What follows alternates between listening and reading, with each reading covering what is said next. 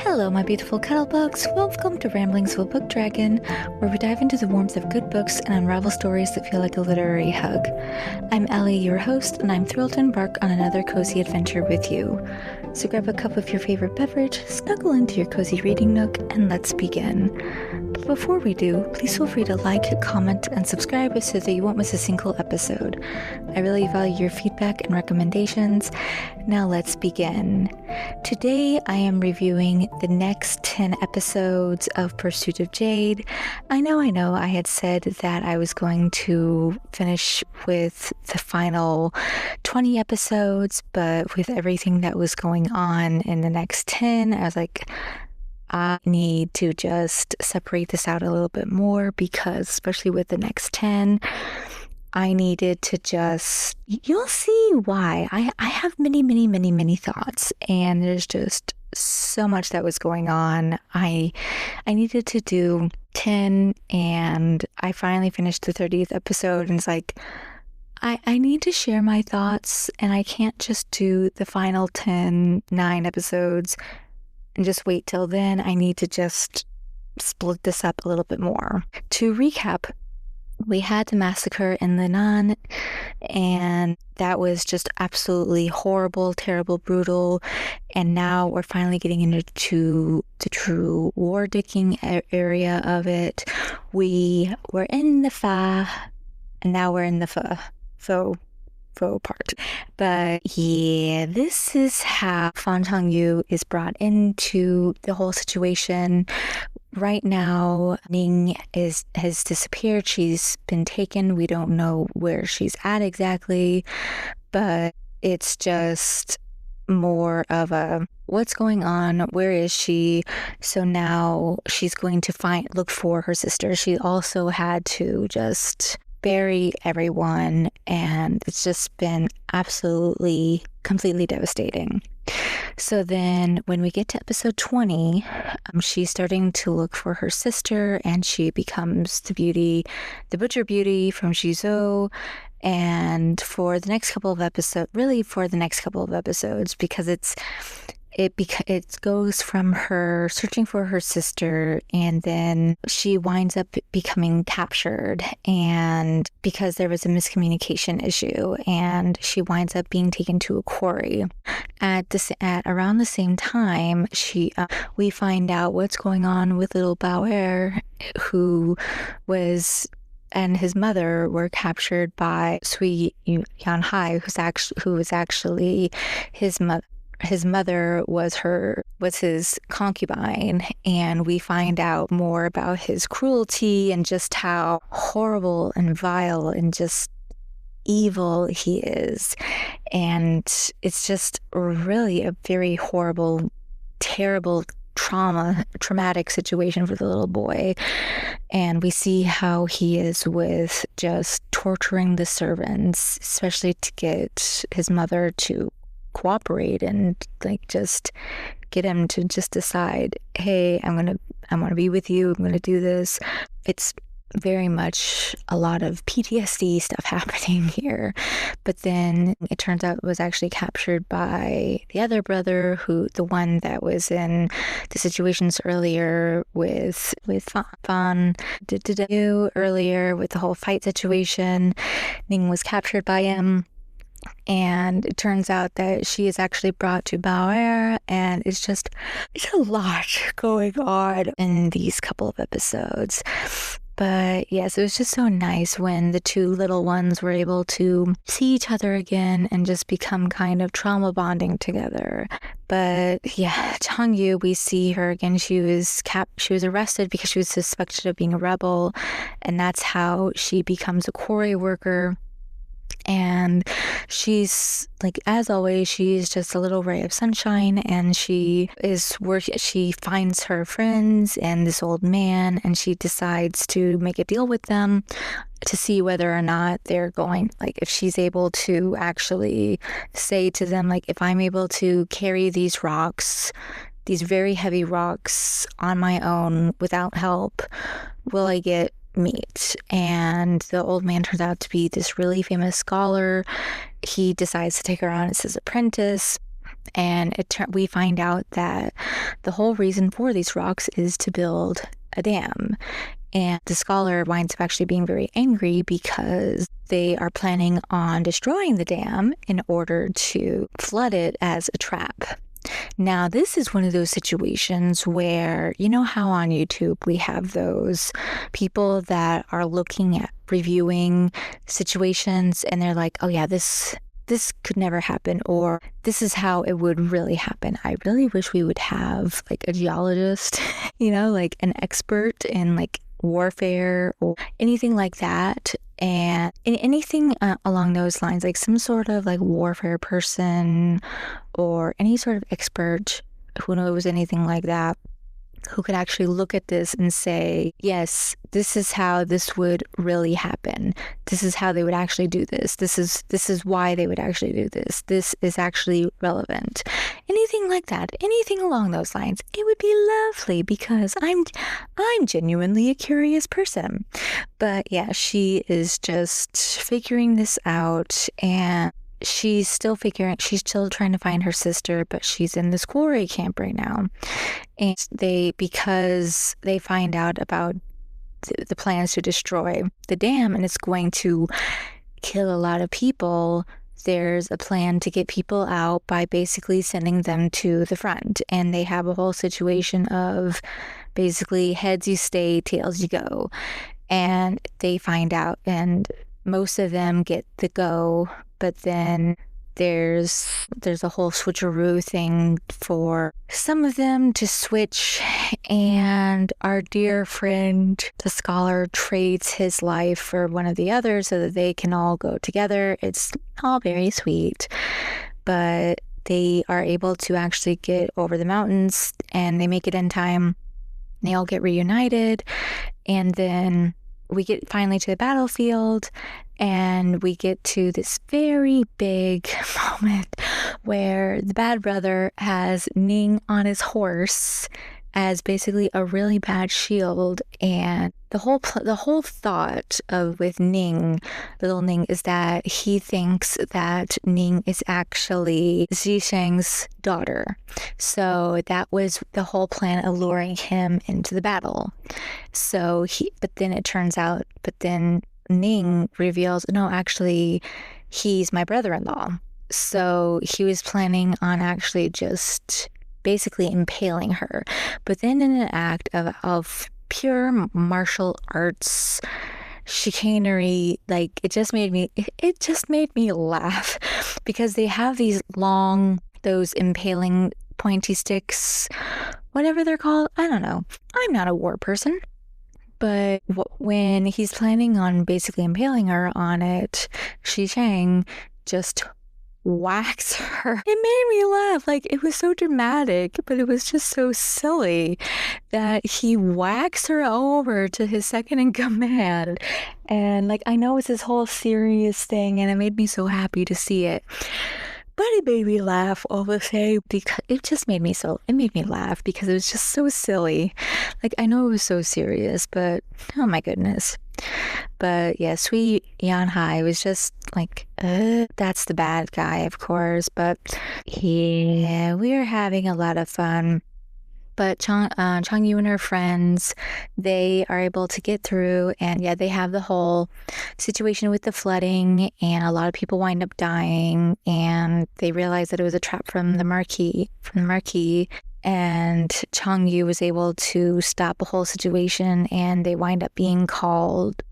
It turns out they are able to figure out who the spies are with the situation, and they are able to find out about this group of child traffickers.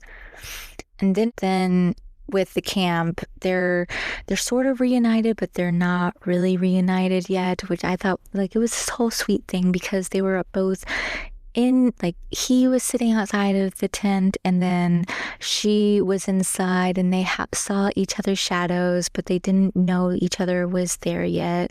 But the princess, she arrived because they wanted to be imperial physicians, but Xi Chang was not happy to see them. And Chang Yu and Xi Chang were at the same camp, but they didn't know each other. They didn't know it yet.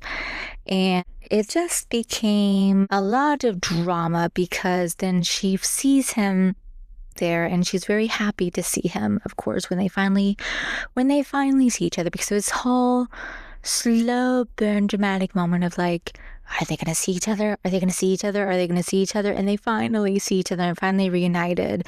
And I was wondering, how are they going to do the big reveal of revealing that he is actually the Marquis? Because that's the whole thing. This is his freaking camp. And the princess is there. And Changning had actually rescued the princess on the whole mission. And now she's there as a physician. But she's like, I'm just a regular physician, no one knows who I am type of situation. That's the whole thing. But this is the beginning of when I'm starting to become annoyed with this show, so please bear with me. So this is when things are going to become annoying, because he says like, I'm just a regular fighter to the princess. So there's a whole situation where they're like giving each other looks, the princess and the Marquis, and Changning has no idea what's going on. She's just happy. She's there with her husband. It's just after all this time. And like, she's there to see Gong Sang-ying, he is the planner and all this. And over the next couple of episodes, like, she's very happy. Like, Changning is very happy to see him, and she's like, I'll never divorce you.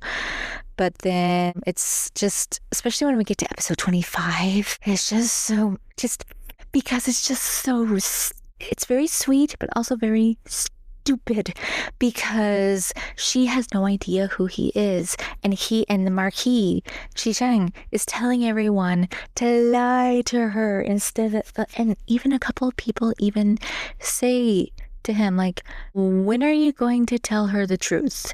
Because the truth is going to come out eventually. Like, he even gets to the point of getting his own tent, not even the usual tent, like not even his usual place. And they're getting ready for another battle. And so she's asking him, where are you going to fight? And this is getting to the next thing that I'm annoyed about, because she's asking him, like, which troop are you in? And because she sees again that he's injured again from the last fight, and so she's worried because he's just a foot soldier. Who's gonna care if he lives or dies? She's basically like, that's her whole shtick now, is making sure that he gets out of this alive. Like, the Marquis, he's not gonna give a rat's ass if he lives or dies. Like, that's the whole issue here, is no one's gonna care, not knowing that he's the Marquis. And so he's having everyone else lie about it. But then the whole issue also is the fact that there's this whole issue with military law, and she was supposed to be punished because she broke military law because they used their captive, Sui Young King, to force the enemy's army general to surrender meat and grain. Like, she went past a lot of people to drag him out. Like, she threatened to strip him, beat him, like, do all this stuff. And like, you don't do that. And this is kind of the thing that just under normal circumstances with normal people, she would have been like, because of who she is, they let her get away with it. But if it was under any other circumstances, this would not have happened. But at the end of it, they were doing this. This was the stupidest thing, where they were doing this whole court-martial thing, and one of the other people were pretending to be the Marquis, and they were going to do 30 strokes, and then Shishang came in, and he was insisting on taking the punishment in her place, and Tongyu didn't want her husband to suffer any more injury. And it was just this whole really awkward, just cringy thing. And it was like, how much more stupidity? Because she violated military law. Like, okay. And it's like, okay. But then getting into episode 26, like, there is basically no punishment for this. It's like, okay, fine. And this is when we're getting into the whole, everyone's getting nervous about the upcoming battle, and she still doesn't know who he really is. And the battle scene, like, she decides to knock him out. And this is the other thing that grinds my gears. I understand that she's doing this to protect her husband, but she knocks him out. And like luckily, like she's finally reunited with Ning. I love that. That was very sweet. But she knocks him out after she finds out. Sorry, this is when she's asking him questions about who his commanding officer is, which troop he's in, all this stuff, because she gives him this medicine in the soup and knocks him out. And then she takes his armor and takes his place in the military. Mind you, she has never fought in battle before. She has no military training, nothing. Like, the only military training that she's ever had is martial arts shit from her father growing up. And like she knows how to butcher pigs, and she's fought off people before, but other than that, like she has no fighting experience, and she technically was supposed to be like in the back ranks, especially once they find out that the Marchioness took her husband's place. Like, they were kept in the back, but then they still have to be brought out to the front, and so she dons her husband's uniform, she dons a soldier's uniform, and like she and her friends go into war. And I mean, the battle scene was cool, but then she's able to just face the enemy general, and she uses his strategy, and she's able to kill him with 3 strikes. Well, technically 2 strikes, and this makes her really famous. Like, this is the next thing that annoys. Like, I see why people were saying that this show goes a little off the rails in the second half of the show, and it's making me nervous about the final 9 episodes. But you know what? We're still in war ticking mode, and it's fine. You know what? We're just gonna stick with it. And as much as I loved and adored the first half with how soft and sweet and lovely and just so cute it was, you know, this, other than the war, and like at least it's not constant war, like at least there's things going on outside of war in this. But the things that are going on in this show make absolutely no sense, especially after this point, because they start talking about making her a general. Why? Basically because of who her husband is, and because she killed General Shihu with 3 strikes, technically 2. That's not what makes a leader. That's not what makes a general. Especially later on when they have to go to another fight. And at first, this is the other thing that kills me. She was talking about, like, she decided, like, I have had enough of war. I should go back to Linan and rebuild. It's like taking Ning, and they do get reunited with Bel-Air because they're able to escape. They do all of that, which is fantastic. They all go back, and that was her plan, because she is a normal person. She is not a warrior, to go back and rebuild and regather people. That makes sense to me. But then, like, it's just, and this is, that's it. That's the next thing.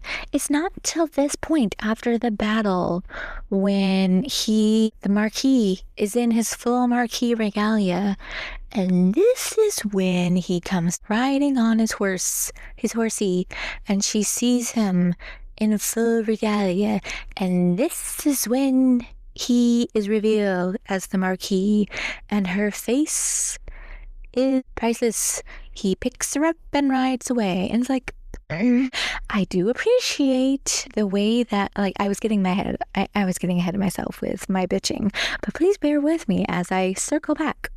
But he picks her up and rides away, and this is when it is finally revealed. And it's not even because he meant to, it's because he arrived after she drugged him, and he's not even properly mad that she drugged him, which is what I don't understand. Like, she kept him from the battle, and she wasn't even supposed to be in the battle. And like, but yeah, like she's mad, but I will admit, I did appreciate that punch to the face, because he kept he did say that he kept his identity a secret so she wouldn't be harmed. And he says all the sweet things, but it is at the wrong moment, because she punched him after he kissed her on the forehead, which I see, like, she's mad, and rightfully so, especially since she's still in, the adrenaline of battle and stuff like that. Makes perfect sense. But he tries to, like, honestly, this is the thing that I don't understand about this show. Like, he is this big bad warrior, and he does have his moments of showing his his coldness, his his dark, his general, he is the general. Like, you see that, but with her, he's always so soft and sweet. And he is sometimes an ass, but generally he is so cold and sweet with her. But there are some times where I'm like, dude, you could be a little upset with her. Like, there are some times when this is actually kind of warranted, like drugging you and keeping you from a very important battle. I think that is understandable. But at least he did explain why he had to keep his identity a secret. But he did explain what was going on, and they do talk, and he does finally kind of win her back to him, because he explained that the happiest time of his life was when he was in Lenan with her, and it's like, oh, sweetie, it's just so sweet.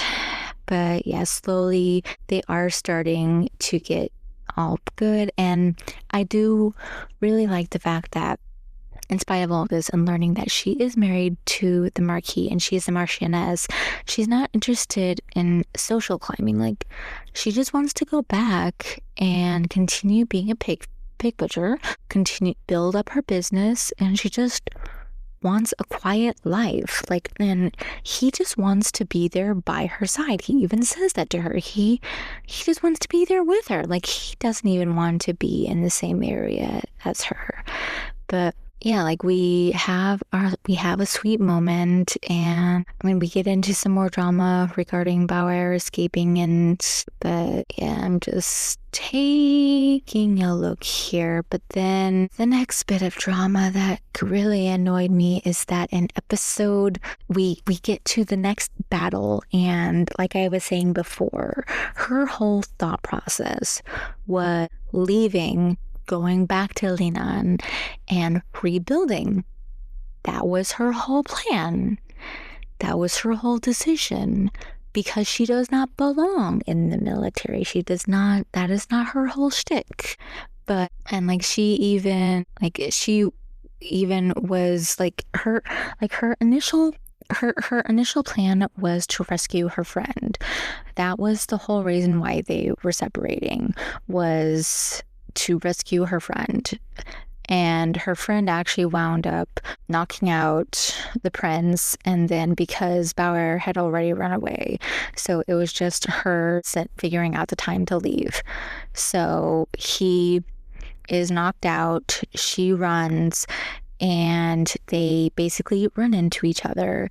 But then the prince, of course, runs after her. But then before he can kill them, they're followed by the general who they were ordered to follow Van Chengyu by our lover boy, because he wanted to make sure she was safe, which was for a very good reason. But he had promised to tell you more about her father after the battle, and he had even made her custom-made armor. And the whole thing was that it was she does learn a little bit more about what her father had said about her as a child, and it's just that sweet. But yeah, we find out also, they learn, we already had learned that Bauer was the imperial great-grandson, but Xizheng actually learns this too, this is a wee bit bigger of a situation that we have on our hands right now than we had initially thought. But Then we get into the next thing. She decided, like, instead of going back to Lenan with her friend to be reunited with her son, she decides to put on the armor and to defend Liu Shang, live or die together, blah, blah, blah. And this is the thing that I don't understand. Like, they're talking about making her a general. When has she ever become a freaking general? Like, this is what I do not understand, is like she's not even a general. Like, people, like, she decides to head back, and then all these troops that were going with her, like, oh yeah, I will follow Mrs. Fan. Like, why? It doesn't make sense for multitude of reasons. She's a woman, for starters. Like, there's never been a female general before, but she's not even a female general. She has never had any military experience. Like, she doesn't have any military experience other than like 2 battles. And the only time that she's only killed like a couple people up to this point. And then also the fact that it's like, I mean, she's not trying to truly lead anyone, really. But then, like, they're talking about following. But then at the time of the battle, she knocks out the general that was her friend because he was injured. And she's like, no, take him because that way he doesn't get killed because he's injured. And like that, like, she continues to do these stupid things that would get anyone else court-martialed, that would get anyone else like in a lot of deep doo-doo. And it's like, girl, this is why you're not, like, you just continue to do these things without thinking. And it just made me so mad. And she just continues to just breeze through without any real consequences. I mean, I'm not glad to see this with episode 30, but like, she does lose friends, she does see soldiers die, but it's like, I'm sympathetic. I am. But you didn't have to do this. You could have turned around and got back to Linan. You didn't have to go back into the battle. All your friends could have been alive. And I understand that she's feeling guilty about this. I'm very sympathetic to this. But at the same time, and here's me starting to get a little riled up, is because this whole thing was so stupid. Like, it doesn't make sense. Like, why are these people agreeing to go with her? She like, her only ties to military is her husband, and like, she has nice armor, but she's not, like, it feels like she's being shoehorned and forced into this role. And yeah, she's tired and sad and very upset, but it's like, why? Like, I understood that first time. I could even see her killing the general, that first general. I could even see that. But then, like, she realized she didn't really have a taste for fighting. Like, she saw what was going on with the military, and I'm hoping that there's not going to be a whole lot of full blown, like, fighting. Like, I'm sure we're gonna have more of her in the middle of fighting because she is the female lead and she is married to a general, so naturally, if we're going to have the two of them together, we're going to have them fighting side by side, blah blah blah. And while I do appreciate that he is a supportive husband who wants the best for her, she's not a warrior. Even if she was taught martial arts moves and everything, she's not a warrior who was taught she was not someone who was taught these things as a warrior situation to be prepared for battle.